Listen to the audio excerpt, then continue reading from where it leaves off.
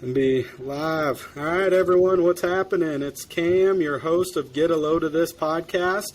I am the owner and founder of Valley Trucking Insurance, driving this episode, and also one of the co-founders of this podcast. With me today, I've got special co-host Ryan Young. He's a producer with me at the trucking side of things for insurance. Ryan, what's happening, brother?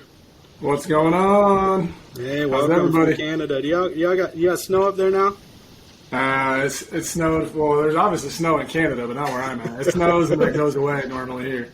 So it's all good. But I basically just get really cold rain all winter. So I think that's worse. I think I'd rather have snow because it's somewhat warm with snow versus the cold, wet rain and all that stuff. So yeah, but when it snows here and then the sky gets clear after it snows, it gets freezing and it's windy. It's different than being inland because then it's cold and you get a sharp breeze all the time.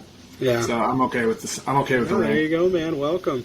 And today I've got special guests. We got Flint Holbrook. He's the president of TruckSpy, and I will let him kind of take it over, give a 30,000-foot view of what they do, who they are to the industry. He came very highly recommended and introduced from a good friend of mine, and sounds like you're doing some groundbreaking stuff. You're innovative with the tech side of things. You're making a huge splash in the trucking industry. So I'm excited to go through and learn a lot about you. So give us a quick 30,000-foot view of what TruckSpy is, and then I'd love to learn about your background and what brought you to this point. Yeah, absolutely. Well, first, thanks for inviting me on, Cam. It's great to be here, and good to meet you as well, Ryan. So what is TruckSpy? So we are a all-in-one fleet telematics platform. And so we can do a lot of things for our customers, right? We can be your drive camera, we can be your ELD, we can do your dispatch and tell your drivers where they're going and give them turn-by-turn navigation and all of this stuff. But ultimately, all those features really come back to two primary things, and that is increasing your level of fleet safety and increasing your level of productivity. So we want to help drivers get more done and keep them safe on the road. And so, I built this entire system, or founded this company, I guess I should say, based on my experience. I owned and ran a trucking company in Fort Worth for about 5 years, and I found all these kind of holes in my management and things that we weren't able to measure and therefore manage in the business. And so when I sold that company, I kind of took all those learnings and went to work for 3 or 4 years building what I needed, tools in that business. And what we ended up with is a world-class fleet management system. We not only check all your compliance boxes, but we really help give you data as a manager to make business decisions, right? Like, what's our dwell time? Like, what's our detention time at this location versus that location? How safe is this driver versus that driver? Like, who's high risk for an accident? How do we coach our drivers and improve their behavior? All these kind of things that, as a manager, like, you're so head down in the day-to-day that you don't always focus on. So our goal is to make it easy for you to work on your business and not always in your business. And I'm guessing you had some major pain points from being introduced into the trucking industry, owning a trucking company. You said you're in Dallas. Is that where you're at, is Dallas? I'm actually in Amarillo, Texas. Yeah. Amarillo, okay. My sister-in-law is down in McKinney. Actually, they had just moved to another suburb there, but so I get down there when I can. So It's a great town, great city. I love it. Yeah, it is. So one of my really good friends actually owns a restaurant in McKinney, just kind of a random fact. So the next time you're there, you'll have to check it out. It's Rye McKinney, phenomenal place to have dinner and cocktails. So yeah, absolutely. We'll give a plug for them, man. That sounds amazing. I'm down for some good food too, man. Always. There you go. That'll be awesome. What led you into the trucking industry? Because that's not something that people land into, usually aspiring to be into anyway. It's usually sparked from either family or influence or something. So give us a little bit of background on that. Yeah, so what got me into it was I was actually sitting in the airport at a bar waiting for a flight, and my neighbor next door also waiting for a flight. We got to talking about what we both did for a living, and I was like 23 years old, fresh out of college, and he was telling me, he was in the trucking business. He was telling me all about it, and he said, and this guy was a FedEx contractor, right? So he had trucks, and they hauled freight exclusively for FedEx,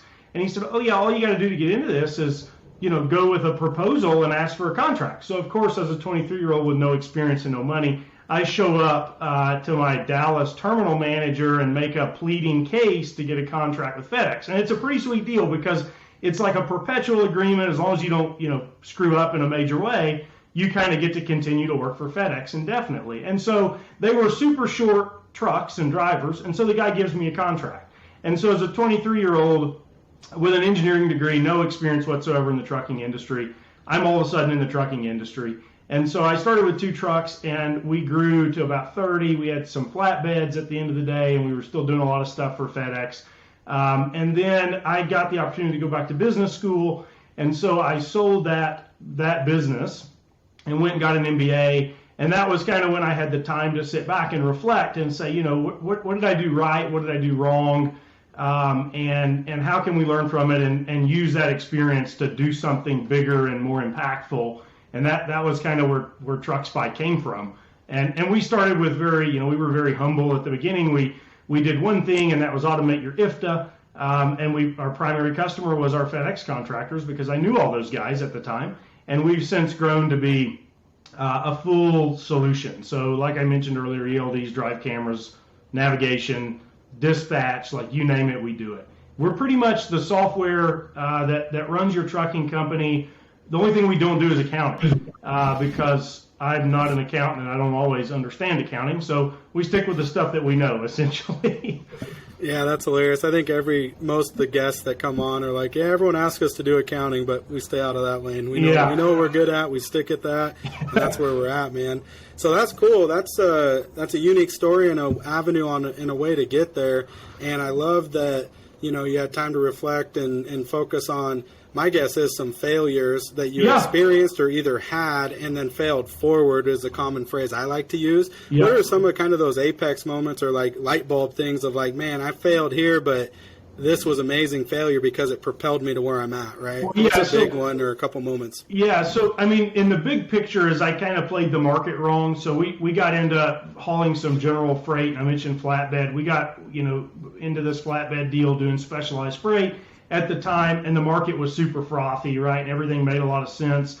And then all of a sudden, if you remember, like 2016, the oil field fell apart, the market changed practically within like a 3-week period. And all of a sudden, like, it was really hard to keep the P&L in the red, or I'm sorry, in the black. We were kind of constantly flirting with red and black. And so that was kind of like a big picture takeaway, right? Is that, you really have to be aware of where the market is and how to manage the business to the market. But I think even more pertinent than that, what I realized was, like, on a day-to-day basis as a manager, I was constantly dealing with the stuff that was super urgent, right? Like check calls and like hiring and recruiting and payroll and vehicle maintenance and what's going to be our backhauls for tomorrow and kind of all of this stuff that, yes, it has to get done and it requires a lot of time. And then the day would zoom by.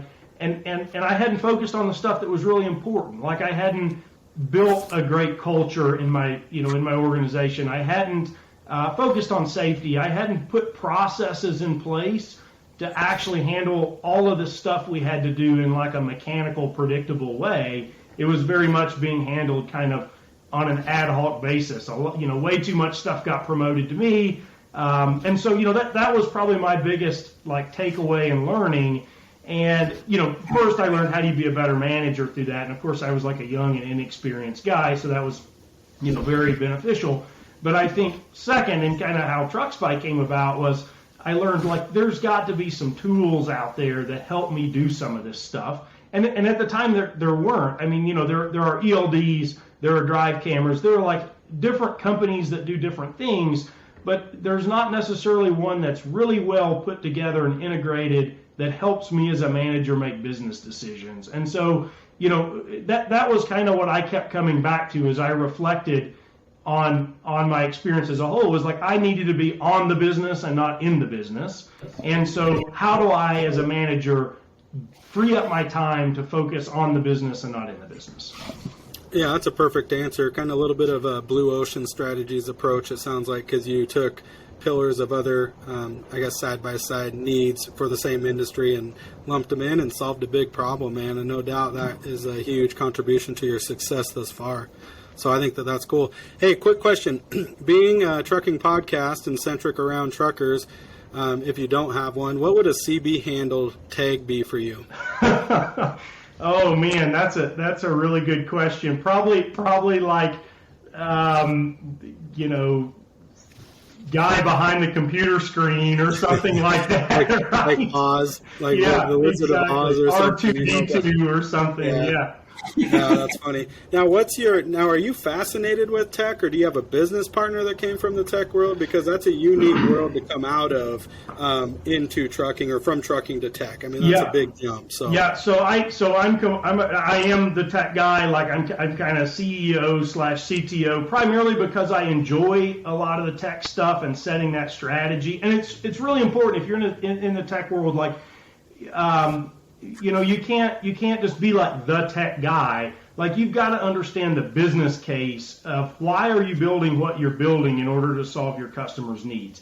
And so in our organization, that's kind of where I sit. My background, I taught myself how to code in like 8th grade just because I wanted to build like a website. And then I was like, okay, cool, now I've got a website, but how do I make it like, how can Cam type in his information and then I store it, right? And so there was just like these little steps that I took to just teach myself as a youngster. And I really didn't do anything with that knowledge until I started TruckSpy. And of course I had to get a lot better at it.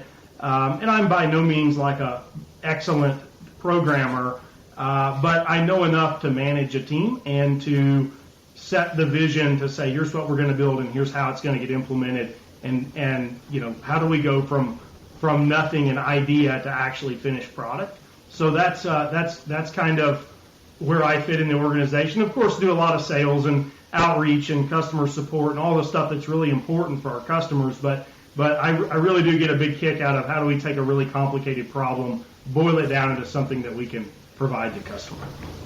Right. Yeah, and I'm curious. So then basically it sounds like you basically had a tech background without having the technical tech background. You didn't have the schooling. Yeah. You learned it. You implemented it. You obviously had to grow to get better. So I'm assuming, and hopefully you don't take offense to this, but you have a team of people that you're pushing a lot of your ideas on, and they're helping you fulfill some of the stuff that maybe you're not, on as advanced of a level as. 100%. My team is way better technically than I am. Like I come with like a pretty rough idea of what I want to accomplish.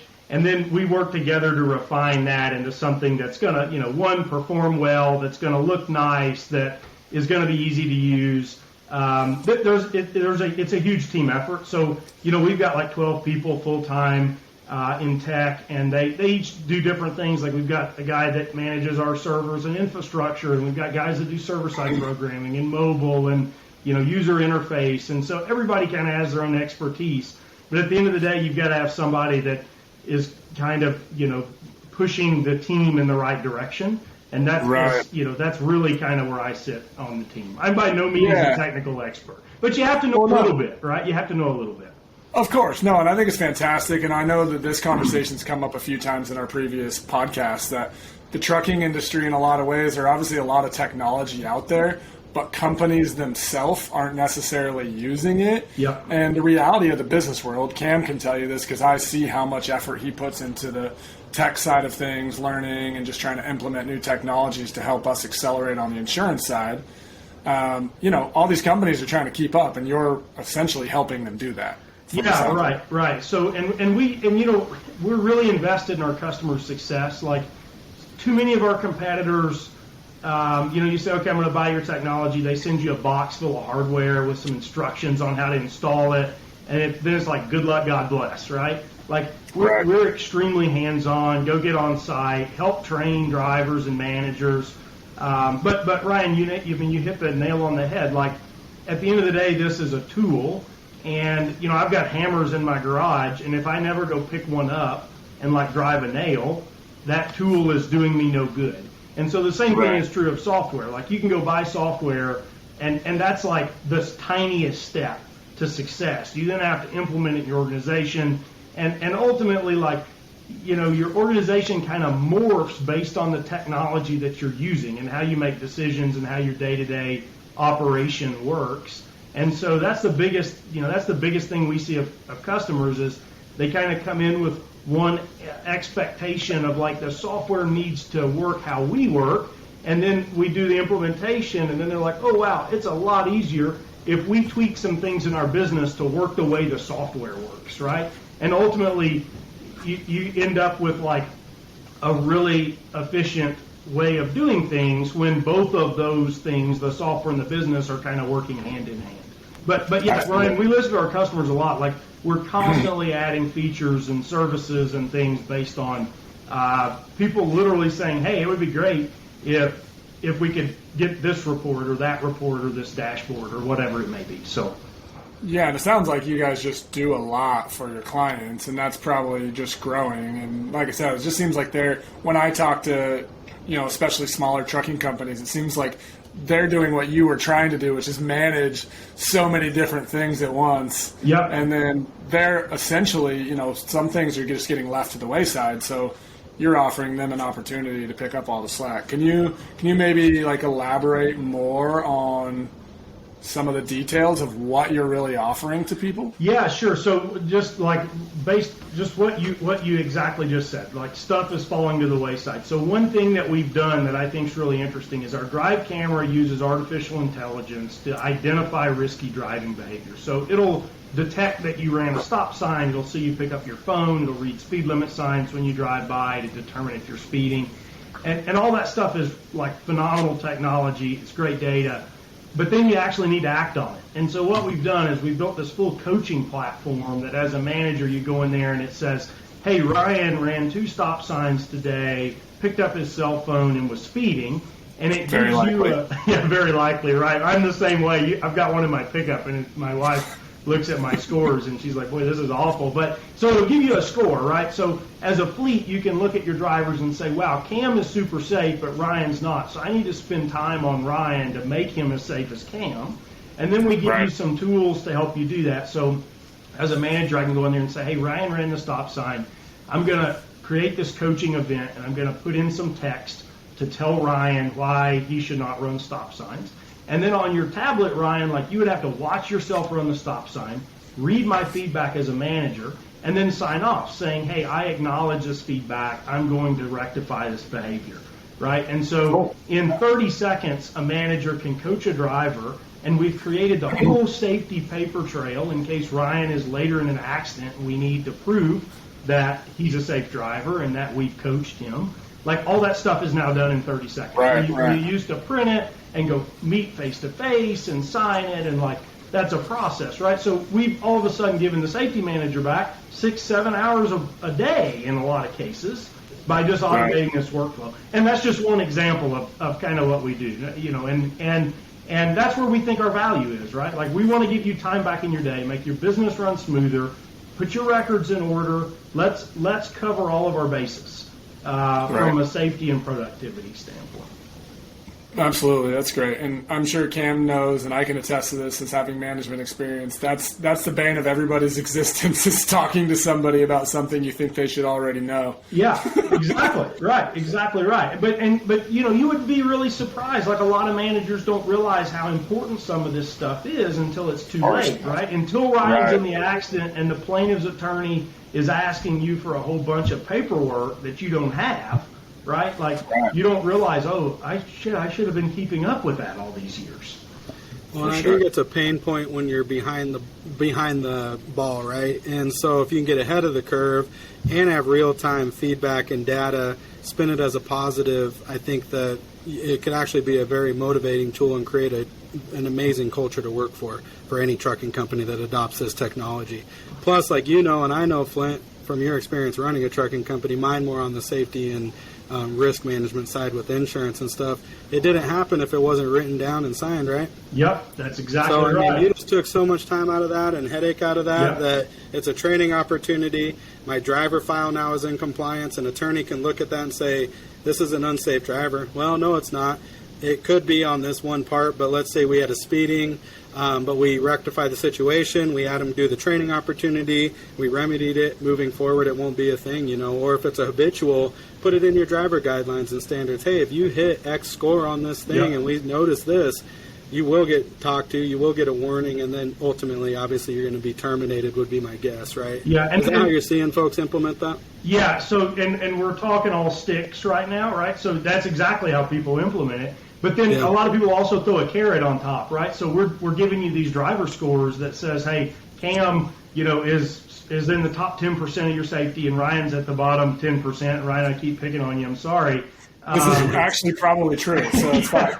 and so what we're seeing our customers do is like start throwing out a monthly safety bonus, right? If you're in our score system is like 1,000 is a perfect score, and so a lot of people say, well, hey, if you're over 800 for the month of November, you get a $200 bonus or whatever it is. And so they're doing both. They're doing the carrot and the stick. And look, we see, just talking about drive cameras, the camera also will coach the driver in real time. So like if I run a stop sign, it'll say, hey, you just ran a stop sign.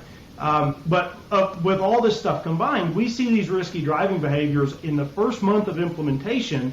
We're able to reduce them like nearly 90%, 85 to 90%. And now we've done this many times. And we just see these risky behaviors just drop off a cliff because, one, the driver knows that they're being watched. There's an incentive to act correctly, right? And the camera is literally giving them feedback in real time. And so when we survey drivers, when we talk to drivers, we find that a lot of times they're doing risky stuff that they don't even know that they're doing. And it's not that they want to be a risky driver. It's not like Ryan wants to go out and run stop signs, but it's just my habit. I roll up, I slow to 5 miles an hour, and I make my right-hand turn, right? So, Right. Well, and as a business owner, that's music to my ears, and as obviously in insurance, because that's my expertise, but you can put so much more money in your pocket as a company owner on the fleet side. You're no stranger to premiums if you had 30 trucks on your fleet. Yep. So percentages matter, right? On the P&L, when you're trying to bounce between, like you said, the red and black to turn that green like a roulette table, there's certain things that we got to do as a business owner and influence and have a hands-on control there. What are some other, that's an awesome feature. I think the technology on that is badass. What's some other exciting features you bring to the table? Because I know that's not what you're hanging your hat on. So. Yeah, that's not the only one. So our ELD is really easy to use. So we really pride ourselves. All ELDs are like kind of the same, right? Because it's a federal guideline that's set out on what they have to do. But we've tried to make ours really easy for the driver. What we found is that if you can make the technology super easy for the driver, they'll actually use it, which, as I'm sure that you guys know, can be a big challenge. So we've spent a lot of effort there. We've also spent a lot of effort on a full compliance suite. So IFTA, IRP, all that stuff is done for you. We'll monitor your fuel consumption and check that against your miles, and you end up with a bulletproof compliance suite. And then kind of the third big thing is this dispatching component, which we recently have had a lot of customers opting into and a lot of interest in. And so what that tool does is it lets you build your schedule right in our tool, and then we feed that information back to the driver on their tablet. So it'd be like, Cam, here's your next origin, here's what you're picking up, here's your destination, here's the number of miles in between, how long we think it's going to take you to complete this. So we kind of set some expectation on productivity. And here's some turn-by-turn navigation. And then when you get to that origin, we're going to ask you questions, right? We're going to say, hey, maybe you're picking up commodities. Let's use that example. What's your gross weight and your tare weight and your scale number, right? And so we can collect everything you need from an accounting invoicing perspective, and you can invoice that customer in 15 minutes once Cam drops that load off. And so we're seeing a lot of traction there. We'll integrate with your accounting system and make all that seamless. No more paper entry, no more BOLs to type in. And so we can save your back office a whole lot of money, make your driver's life easier. Now all of a sudden you got all the data you need to do payroll, you can invoice immediately, and just really streamline that entire process. So that's kind of another example. I think the customer service aspect is something to be mentioned there too, because that process versus the old school, like you mentioned, handwriting and waiting for Sally to get it back and all this and work it out. The customer is like, oh, they know what to expect. It's done. It's paid. Here, I'm going to pay you. Thank you for your delivery. That was amazing. And guess what? Yeah. And Cam, I'll even take it a step further. We've got open APIs, and we've got customers who give access to so trucking company, our customer, gives their customer access to our APIs. So that customer can all of a sudden see in real time what's my ETA on my loads, and like how many loads were delivered yesterday, and like all these kind of operational questions that they want to know. What's the schedule for tomorrow? What time will, load X get to place Y? Like all of a sudden, as a trucking company, you can offer this phenomenal level of customer service that none of your peers can offer, right? None of your peers have that capability.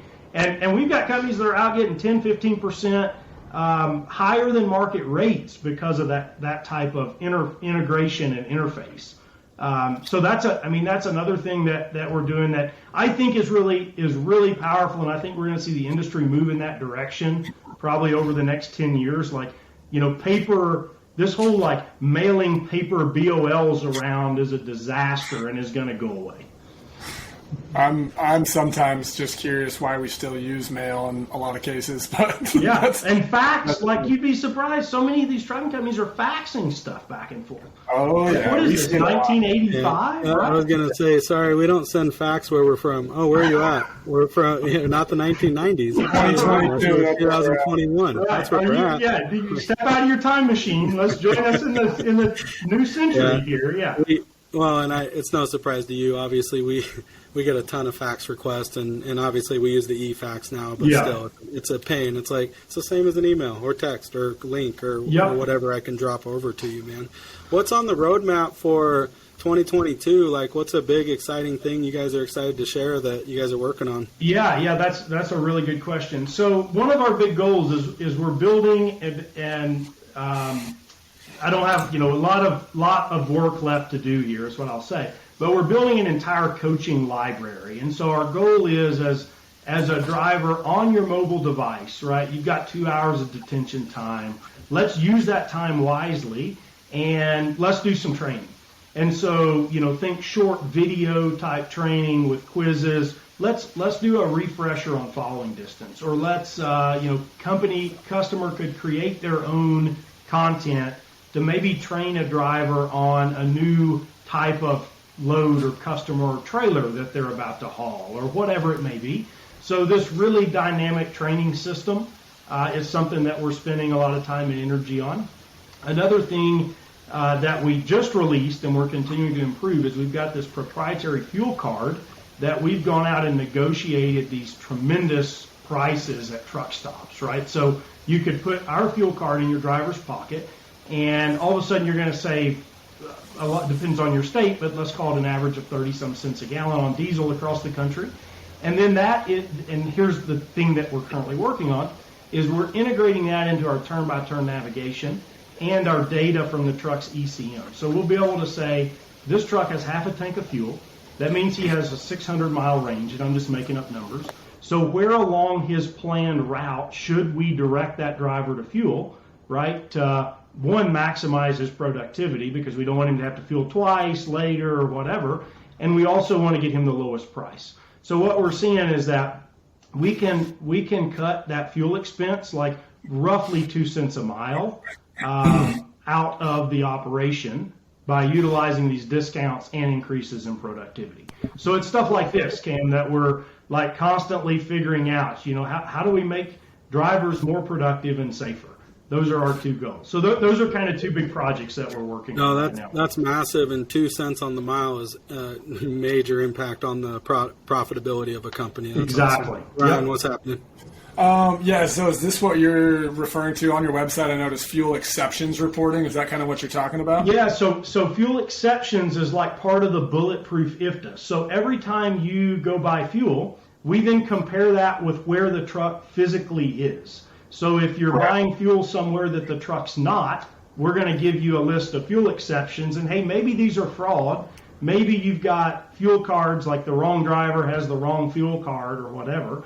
But ultimately, that fuel exception report makes your IFTA filings bulletproof. I mean, if you're ever audited from IFTA, you can just run them into the ground on our data is correct, because we've checked it 6 different ways to Sunday, and good luck finding an error in our stuff, right? Right. Okay. Okay. And that's a lot of money back in the pocket of the truck company on a dispute for an IFTA audit, because I know that's a headache for most that can't verify. It's it's like being audited by anybody. It's a nightmare if you don't have data, right? Yeah, Clean and data. so we're doing IFTA for a huge portion of the FedEx fleet, like 50% of all their tractor trailers, which is, I don't even know the numbers. It's a lot. And it's not even with IFTA, Cam, it's not even like the dollars associated with the audit. It's the time investment associated with the audit, because the auditor wants to see, like, exactly what time did that truck cross the South Carolina, North Carolina border, 18 months ago? And you're like, I don't know. Like, how am I supposed to know that, right? And so that's the kind of stuff that, like, just run the report out of your TruckSpy account and hand it to them. It's taken care of. Yeah, that's great. I love that. So what else you guys have coming in 2022? Anything else exciting? Yeah, Obviously. we're growing the team. We're hiring rapidly. We are actively onboarding customers. So this is kind of our big goal for 2022. I mean, we're going to continue to execute the product roadmap, and the product is going to continue to get better and more intense. We also we want new customers. Like, we actively are out searching and doing implementations. And for us, an implementation is like a big deal. Like, we are on site, we bring techs, we do installation, we do training. There's then like a 6-week follow-up process where we're making tweaks and helping you fit the software in the organization. And so our goal in 2022 is we want to do 3 of those a month. So 3 new customers a month and work through that entire implementation schedule, which is like a huge undertaking. And we're not always limited by the number of customers that want us. We're more limited by the number of these very intensive implementations we can do. So we're trying to figure out, internally, how do we offer this really high level of customer service and really make our customers successful while we do more of it. Hey, Flint, what's the ideal client? So if we can help get you to this goal and say, hey, we got 3 of these perfect clients that fit Flint's model, that make it worthwhile on both parties, and like, yes, let's approach each other. What does that look like? So our ideal client, we typically see customers with 20-plus trucks, and that can span a huge amount of industries, right? So that might be trucks hauling dry vans cross country. It might be food distribution. We just did a company in New York City that does food distribution, right? So like a ton of stops and delivering all this to restaurants. And so it doesn't really matter to us what vertical in the industry you're in. It's really 20-plus trucks get the most value from our system. Normally when you get up, like, in reality, up over, it's like 300. Typically you can build your own solutions and you've got more power with vendors, and you don't really need us so much. So we really fit in that 20 to 300 truck range. Narrow window. Yeah, it's a narrow window, right? Exactly. And here's the biggest factor, right? Is like, you kind of have to want some new technology, and as a potential customer for us, like, you have to be willing to invest in this internally. This isn't like a sign on the dotted line and done deal. Like, your whole organization has to be invested in making this rollout successful and work for you, and we're going to hold your hand the whole way and help you get it done. Right. And out of curiosity, so you say 20 to 300 is the sweet spot. I personally noticed that I think before that the business owners are getting a little drowned in a lot of the stuff that you're automating. Is 20 to 300 just more the spot that you see you guys actually fitting from like a financial standpoint, or is there a likelihood of people getting in sooner? You're just not necessarily seeing it. Yeah, so we would be happy to work with smaller companies, but I'll tell you, like, from a financial standpoint, and I don't know exactly what the number is, but of course, you can probably easily manage your business off of Excel spreadsheets, right? I don't know what the number is. Like, is it 8? Is it 10? I don't know. Right. But yeah, we don't have like a hard cutoff there. That just tends to be the customers that we see. Okay, cool. Yeah. And I'm guessing from an owner's standpoint, Flint, like you, is you got the cost analysis of time versus money, and you start to shift to that owner hat of saying, I now need to outsource, I need to hire, I need to find people to run this for me. And that typically doesn't happen at the 5 to 10 trucks because they're still acting in all capacities, is my guess. Yeah, so. Exactly. So we really like fit that company who doesn't have all the in-house technical capabilities or all the in-house management that they actually need, and we can fill a lot of that gap. And you just don't really get there. And I don't know exactly, again, I don't know what the number is. It's probably not 5 or 10 trucks. No, and I probably wouldn't paint a number on it, but it's more of a mindset and more of a where you're at on your journey of building, right? Yep. And it's like any business, and you understood that when you reflected back on your prior endeavor in building this. Yep. What did you do for your culture, man? I'm curious, because culture is a big one and a hard one to nail. We actually had a guy on the podcast who has a culture course, and that's what he teaches. So we got a little bit of education from him, but I'd love to hear your experience about that. Yeah, so my experience was it was really hard to have like a positive, kind of get it done, like well-oiled team culture, I guess is how I would describe it in my trucking company, because there was just so many constant challenges that we were having to deal with, right? Like somebody doesn't show up for work, and so then that means other drivers need to pick up the slack. All of a sudden their days are too long. Now I'm burning them out, right? And so like I found that it was, and I think that the biggest challenge was you don't get face time with your drivers, and it's really hard to, especially if you're operating over the road or regionally where everybody doesn't come back every day. Like I found it really difficult to build really good relationships with my drivers where they knew what I was thinking and I knew what they were thinking, and really all march toward the same goal. And I think if you can do that, I think you cut your retention down. And I'll just tell you, I didn't figure it out when I had a trucking company, and that's one of my big reflections. I wish I had. But I think that significantly cuts down your retention issues, and it makes your business work so much better. Like issues are promoted when they need to be promoted, and issues that aren't, that don't need to go to management, don't go to management, and like everybody is marching to the same goals, knows the policies, knows the procedures. And we've got a lot of customers that have figured it out. And when I look at what they do well, like they do a really good job at outlining their policies. And then there's kind of this, you have to meet the policies. And if you don't meet the policies, we're going to have a hard conversation. But as long as you're meeting the policies, like we can all be friends and work together.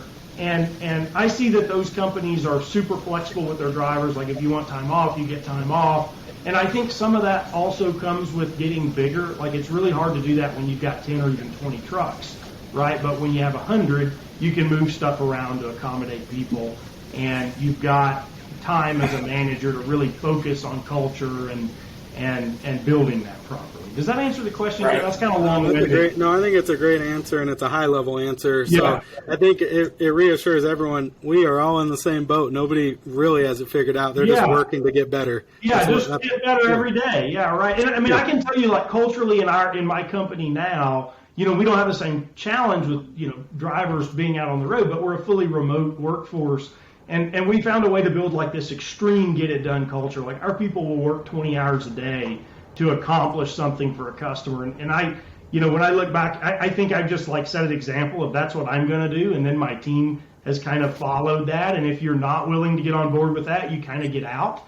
And we don't really have like retention problems with developers and stuff like that. So, my thought is, how do I replicate that into a trucking company? And I don't know exactly how to do that is the answer. It starts from the ground and putting the work in and intentional training and focus on building parameters, set expectations. I think you nailed it there with, hey, these are what we expect. You agree to meet these things, and if you don't, then we have conversation and figure out, okay, what can I do to help you meet them? The next conversation is, what do you need to do to meet them? And the next conversation is, hey, it's probably not a good fit. Let's help you get another job. Exactly. Yeah. That's probably the progress of that. Yeah, and that's always challenging, right? Because drivers are in such short supply. Like you hate to get to the let's find you another job step. But, we're trying to avoid that, I'm guessing. Yeah. Exactly. Well, at all costs, and we're supposedly we got a shortage of drivers and stuff going on. So I mean, supposedly. all these things are supposedly, So, man, that's really cool. What motivates you, kind of day in and day out, man? I like your style. I love your motivation you bring to the table, and kind of what you've accomplished. This, and I know this is kind of just the kickoff point. It sounds like so. Yeah. So that's a good question. I mean, I kind of like live, eat, and breathe this business and like doing a really good job for our customers. Like that's nothing gets me more excited than getting through that implementation phase that's like pretty painful, and a business owner finally saying, I get it. Like now I understand how this is supposed to work, and like this is tremendous value in my business. And nothing gets me as excited as that. So customer success is how I would sum it up, Cam. And I think in order to do that, like we have to continue to execute the roadmap. We have to continue to listen to customers. And ultimately, that will create a big change in the industry, we think, for the better. Oh, no doubt. And you came highly recommended, endorsed, and like are making a huge splash. So that's why I seeked you out and connected with you, and it's like we got the mutual connection anyway. It's like, yeah, man, we got to get Flint on here. Yeah, So look, I love the mission. Yeah. No, I know. I love the mission and what you guys are doing. That's amazing, man. Now, are you guys? So your workforce is remote. My guess is you'll work with anybody, anywhere. Is it limited to the United States? Do you go Canada? Like, where's your reach? Yeah, so right now we primarily focus on the U.S. There's nothing stopping us from doing Canadian work. Okay. We just haven't had any customers that have, from Canada that we found and that wanted to use us. But yeah, we absolutely can work in Canada. Anywhere in the U.S., we'll hop on an airplane and be there and get it done. Yeah. That's awesome. And then do you do on-site like as needed or quarterly, or is it pretty much the onboarding and then the rest gets handled remote via Zoom or whatever as needed? Or what does the ongoing look like, the experience and customer journey? Yeah, it depends very much on the customer and their needs. Initially there's going to be a lot of on-site time as we get things set up and trained and installed and all of this. And then normally long-term we see it go remote because the customer, the trucking company gets up to speed and like they become very competent using the system and they don't really need us on site. The stuff that normally has to get handled on site is hardware related. So, if we need to send a tech to fix something, like we'll do that, right? But generally speaking, it then becomes remote. Now, of course, that's not to say some customers say, oh, we want to do a, biannual or a every 6 month or a quarterly sit down and review stuff. And like, that's fine. We can accommodate that. It really just depends on the needs.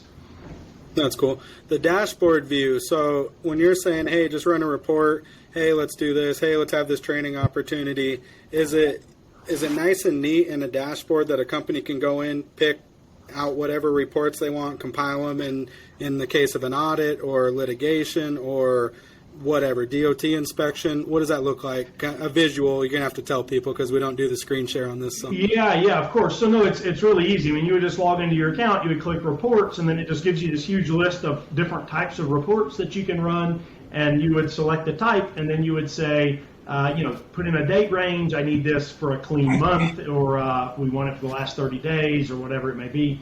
And then it'll ask you, hey, what drivers or vehicles do you want on this report? And so you can just, and they're all grouped. So you can be like, give me my terminal in Dallas or my terminal in however you have your grouping set up. And then you just download it. And here's the other thing, Cam. If you can't figure that out, if you email support at truckspy.io, one of our support techs will just run it for you and email it to you. So like it's a pretty simple system if to do it yourself. But if you we've got customers all the time that are like, oh, I'm not in my office, I'm driving, whatever, and they'll text our support line, and then our text, our response time is within an hour, 96% of the time, and they'll just email it to you. So yeah, that's really impressive, man. Yeah, you guys got it dialed in. We're trying to. It's a lot of work, Ryan. Like we're constantly evolving and adapting, and it's just part of running a business, right? Well, but being client forward and client focused is always going to win in the end, as long as you can make it work. It sounds like that's exactly what you guys are focusing on. Yeah, I love it, man. That's our goal. And look, we're not always the cheapest provider in the market. Like if you're looking for the lowest cost, there are other people out there. We're also not always the highest cost. We're kind of somewhere in the middle. But you get phenomenal customer service out of that. So yeah, and if you get the support, that's you can't put a price on that really anyway. Right. And I think cost is subjective too, right? You get what you pay for, but in the absence of value, then the cost matters, right? If they don't understand what they're getting, they don't understand the time that they're buying back or the ease of use or like what you're bringing to the table, forward thinkingness, then suppose, you're not the cheapest, but let's not throw that term out loosely. Yeah, you get what you pay for. Yeah, right? you teed me up, Cam. This is how I start every customer, like the first discovery call. I say, we're not the cheapest provider. We are the highest value provider. That's what I like to say. So, yeah. You can tell I'm in sales. Yeah. Amen. Yeah, Cam drives it home for us. Cam drives it home for us all the time. Like, in the absence of value, price matters. Yeah. And it's totally right. Like, if you can't explain the value that you're offering, which you clearly can, then of course price is going to matter. But if they don't know what they're getting, then that's all they're going to be focused on. So you guys are obviously doing a great job. Cam, you're doing a great job at brainwashing me too. So thanks. It's easy. I just try to connect with people like Flint, and I'm like, man, I got to go back and rework my goals here for next year. I just got them done. I'm throwing them in the garbage and redoing them. Yeah, I might need to do mine too. Who knows, Cam? I guess we'll see. But Cam, you and I have got to get connected. Look, here's another like goal longer term than a year. But we've got to figure out in our business, how do we give data to an insurance company to prove that a carrier's safe? A forward-looking view, not a loss run, right? Yep. That screams this is a safe carrier and should have a lower rate. Yeah, and it's funny because I was already, like, wheels are turning. I'm thinking, like, white label opportunities, integration opportunities, forecasting opportunities. And there's companies that I know that we utilize for tools and resources that we can do collaborative stuff, or I can introduce, hey, here's what I know, and here's the the factors that we can use to predict and underwrite properly. And you got the analytics and data to back up, like, real-time change. And, like, hey, here's our safety score, here's our out of service, here's our compliance, whatever. Yeah. And then once they implemented us, now look at what it did. Here's the predictive decline in their out of service. Here's their increase in the safety score. Here's all this stuff. You absolutely could get integrated in, and those are valuable tools, assets, and resources. I try to preach it. I try to educate it. I try to identify and work with my clients, small, fleet, you name it. That's what it's all about, is like, hey, you can only educate them, but they have to actually implement. They have to actually perform. And if they do, now we can start driving down the cost of what they're paying for. We can we already bring all of our added resources and value and consultation, all the stuff similar to you do, but it'll help them in the long run. So we were able to do this in July. We had a customer, 75 trucks, and we shaved, it was just shy of $500,000 off their insurance premium by being able to go to the insurance company and show the safety program and the amount of analytics and like, this is actually a safe fleet. So what I personally, selfishly want to be able to do is do just what you said, but on like a predictable, every customer that comes through our door can take this report to their insurance company and get $500,000. Well, and there's like even higher level stuff where it's like a conversation for you and I at a later time, but like if you can build, or we build a program, or you build like parameters around who we would want to look at, you can there's so much possibilities that you will pay the accurate premium based on the risk, right? Which means, in layman's terms, like you're going to pay a lot less if you guys operate at this high level. Your insurance premiums are going to be ultra competitive, and you won't be subject to the rate of what the rest of the market's at. So it's going to be a competitive advantage.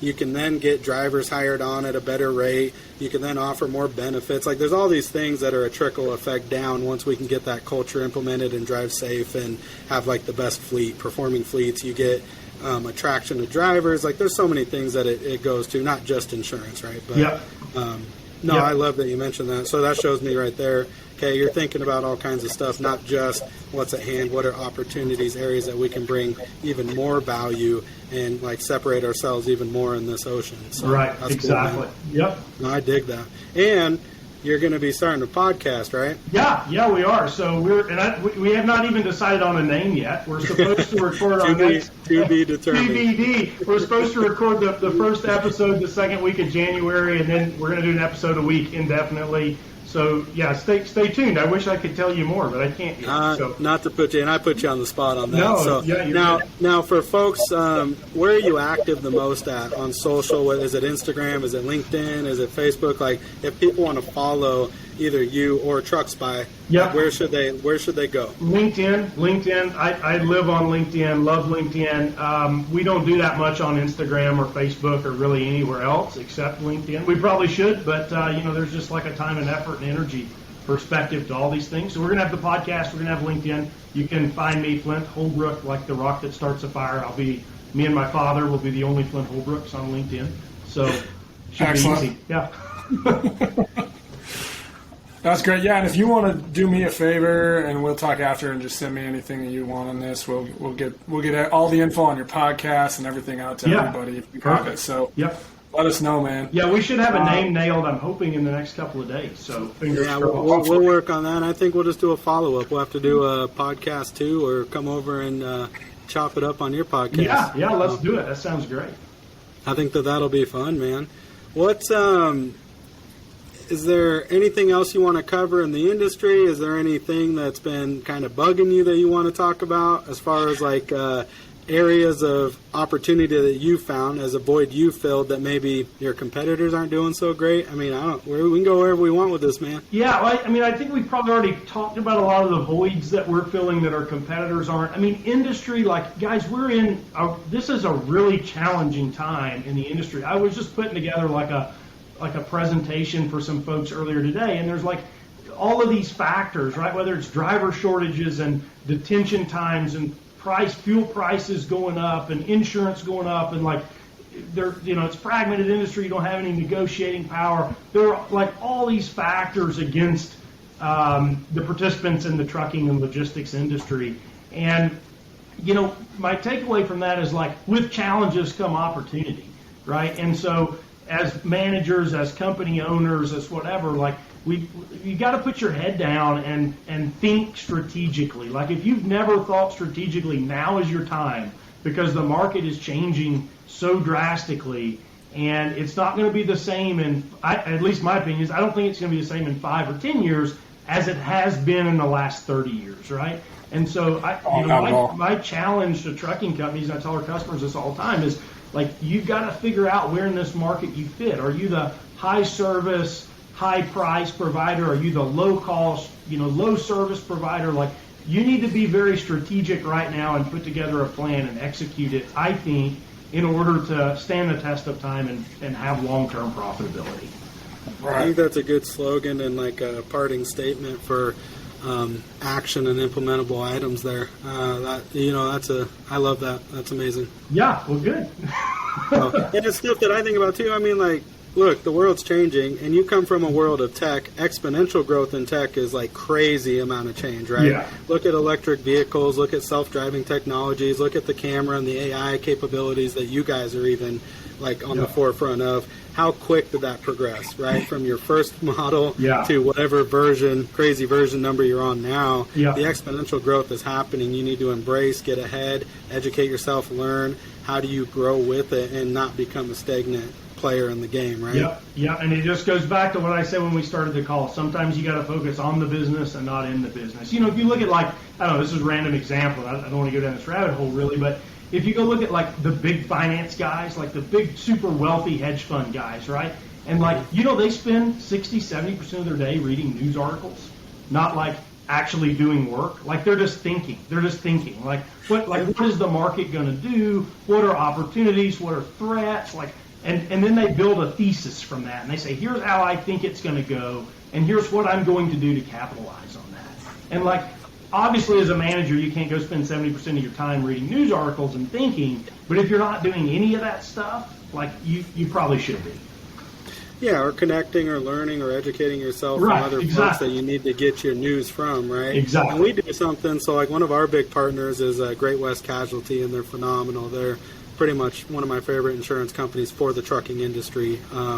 It's kind of where we try to get to, but they host, symposiums. Like we've got different guest speakers or topics or folks from their experts in their industry, whatever that is, that come and talk about the future or talk about what's happening and talk about the change that's needed, talk about, the litigation that's changing in the different states and what that means to your clients and you as a truck owner, truck company owner or whatever.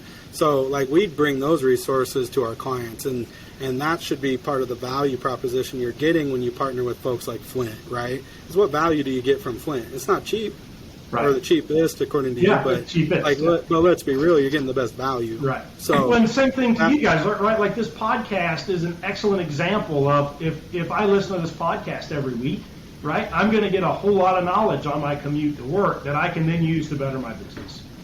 Yeah. No, and I love it. I mean, what you're saying, like not focusing in the business, but focusing on the business. What are you going to get done if you're doing all the same day-to-day details and you're just going through it and you're not learning and educating and growing? Exactly. And part of it is you have to provide yourself some value too, right? And so sometimes you got to delegate and you have to use other people's programs and you got to use information to help you grow. And if you're spending time doing everything else, you're not going to do that. Yeah, So time is your limiting factor in life, right? Like that's just the pure and simple fact 100%. of life. Yeah, that's it. And it's not renewable. We got That's the right. same amount of time. Every single one of us do. And I try to talk to my guys about that too. It's like, what is your time worth? At a certain point, you have to put a weight on that. And do you want to spend time doing this? Or is it worth it for you to spend time? It might be. Does it align with your goals? Great if it does. Or if you're passionate, Flint, like doing code and stuff. Great. That's something to work on. But then you might not be passionate about this. You either hire it out or you find someone that's better at it than you. And that's or don't do it if it's not. Or don't critical. do it. Yeah, just stay your lane. Yeah. Right. I love that, man. That's awesome. So, man, I appreciate your time so much on this, and I definitely will be looking forward to your podcast once we get the No Name up there, and we'll start following and give you a shout. Yep. Absolutely. Yeah, and we'll have you guys on. You'll be one of our first couple of episodes. I'd love to do that and talk insurance. So that's something I think a lot of people want to hear.